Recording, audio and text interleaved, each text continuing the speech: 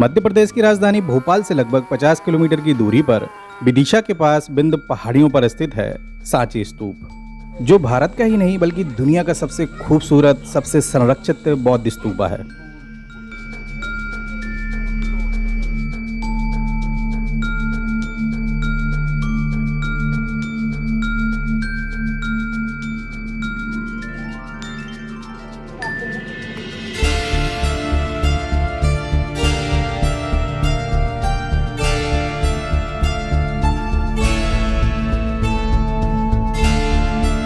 दोस्तों, सांची में स्थित इस बौद्ध स्तूप का निर्माण आज से 2300 वर्ष पूर्व सम्राट अशोक ने करवाया था। सांची स्तूप का निर्माण न केवल सम्राट अशोक ने अपनी देखरेख में करवाया था, बल्कि यह जगह उनके दिल के बेहद ही करीब है, क्योंकि सांची में ही राजकुमार अशोक और देवी का प्यार परवान चढ़ा था। मगर क्या कोई उस क्रूर शासक की प्रेम कहानी पर यकीन कर सकता है जिसने सिंहासन प्राप्त करने के लिए अपने 100 भाइयों की हत्या कर दी हो? बात कुछ भी हो, मगर सच्चाई तो यही है कि 18 वर्ष की आयु में उज्जैन में हुए विद्रोह को दबाने के लिए राजकुमार अशोक को सिर्फ इसीलिए भेजा गया था कि ना तो उनके पास दिल है और ना ही किसी के लिए करुणा। अपने इसी स्वभाव के बल पर उन्होंने इस विद्रोह को तो दबा दिया, मगर उज्जैन में विदिशा के एक रईस व्यापारी की पुत्री देवी को देखकर यह पत्थर दिल इंसान भी उसके प्यार में पड़ गया था।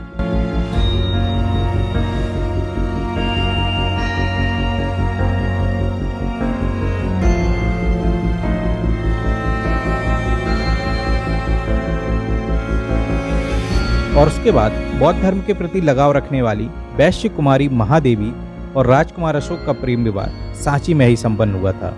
बस यही कारण था कि जब सम्राट अशोक ने गौतम बुद्ध की अस्थियों के पुनः वितरण की योजना बनाई, तब उनकी अस्थियों के एक भाग पर सांची स्तूप की आधारशिला रखी गई।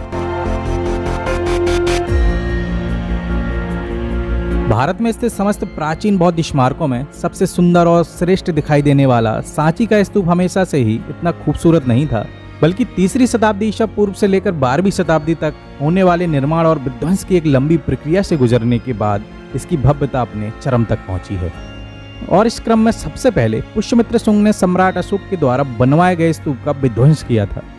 बाद में उसके पुत्र अग्निमित्र ने पहले से भी कई गुना बड़े स्तूप का निर्माण करवाया था।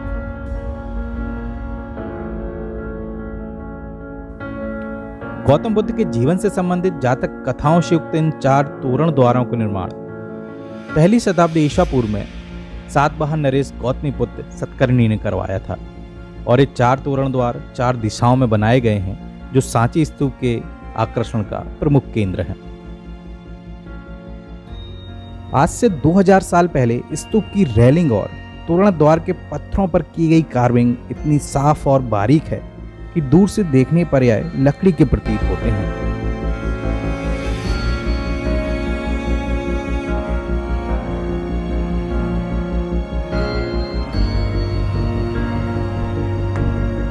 तो दोस्तों, इसके साथ ही हमारी ये ट्रिप यहीं पर समाप्त होती है। मिलते हैं किसी दूसरी ट्रिप पर बहुत ही जल्द। तब तक के लिए नमस्कार।